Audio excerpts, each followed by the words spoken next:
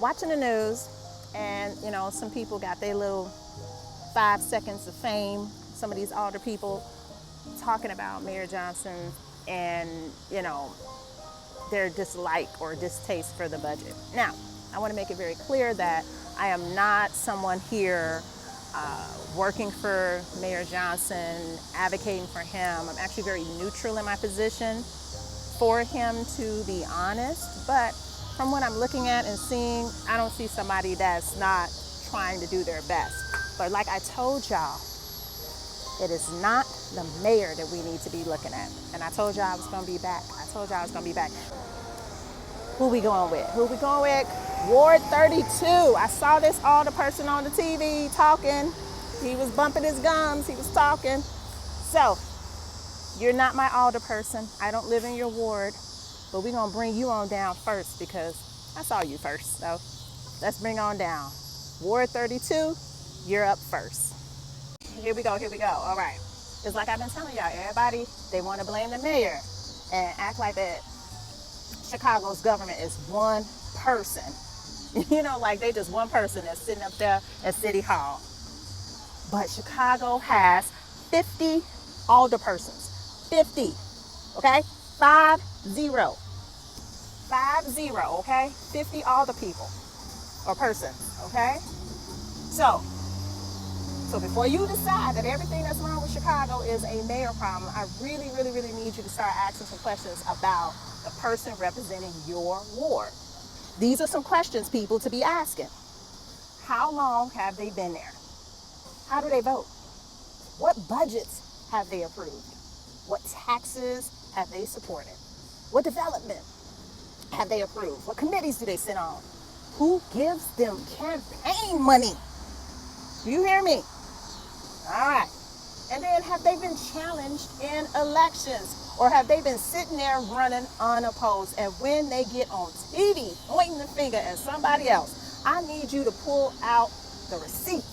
So today, Ward 32, Alderman Scott Waguespack. And I'm sorry if I'm not pronouncing that right, no disrespect, because I haven't seen him, I don't know him, I've never heard of him, okay? So, Alderman Scott Waguespack, come on down to the front, please, because I saw this man on the news today talking about Mayor Brandon Johnson and basically saying, don't blame us, Mayor, you failed to execute the budget. And he didn't veto it, and that triggered the executive in me.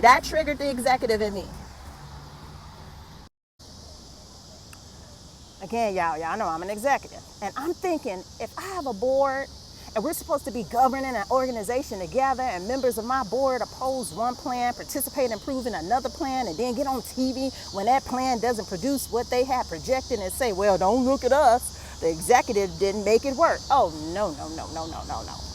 We're going to talk about everybody's role in this. Now let me be accurate. Aldermen are not the mayor's fundraisers.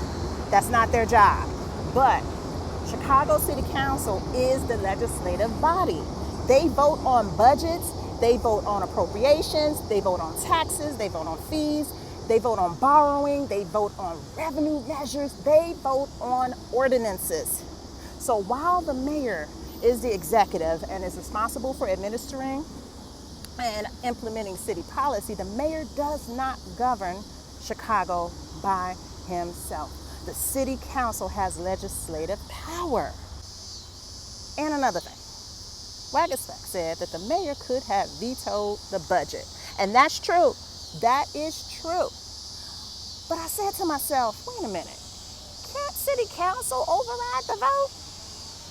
Why, yes, they can. Under Illinois law, Chicago City Council can override a mayoral veto with 3/5 of the alderpersons holding office. So that is, let's do some arithmetic, people. Let's carry the ones and all of that. Okay. That's 30 alderpersons out of 50. So when people say, well, the mayor should have vetoed it, the council has power too. Okay? So let's talk about Scott Waguespack, the alderman of the 32nd Ward. This man has been the alderman of the 32nd Ward since 2007. 2007, that man, that man did serve under Richard M. Daley, Rahm Emanuel, Lori Lightfoot, and Brandon Johnson. 4 different mayors he done served under. That's nearly 2 decades in the same position.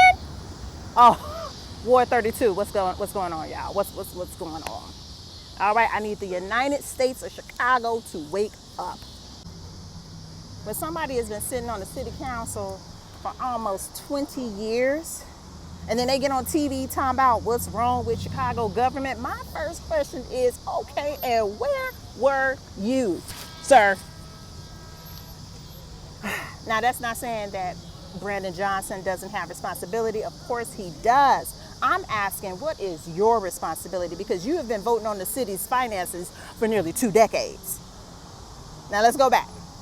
Under Daley, he wasn't, when I looked up the records, he wasn't a rubber stamp. Okay, he wasn't, He was one of the 5 aldermen who voted against the 75-year parking meter lease in 2008. And we all know how controversial that deal became. And you can verify this through the UIC Political Science City Council reports and the Historical City Council records. Okay? But even under Daley, his budget record was mixed. Daley's 2009 budget passed, Then, on the following budget for 2010, he voted no. So even then, the record was not simply, I oppose everything the mayor does. Now here's when Rahm Emanuel comes in. For the first budget, he went with him. Rahm Emanuel's 2011 budget passed 50-0. Okay? Everybody voted yes. Okay? Now, what's interesting is that he became a critic under Emanuel, but he endorsed Lori Lightfoot, and she put him as the chair of finance, and he was on that committee for the 4 years that she was in. So let's fast forward now as we wrap this up and what we're seeing in this, what he's doing out here when it comes to the Johnson administration, okay?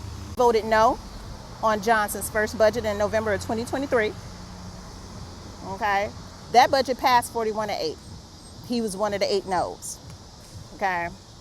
During the 2025 budget fight, the budget was passed in December 2024. He voted no. Okay, sir. What's with all these no's? All right, so I'm gonna have to do a part 2 to Ward 32, but Ward 32, y'all tap in, all right? Check in. How much do y'all know about y'all older person? Because I got a whole rap sheet on him. I can't finish it in just 10 minutes for somebody who's been there for 2 decades. But Ward 32, what y'all think?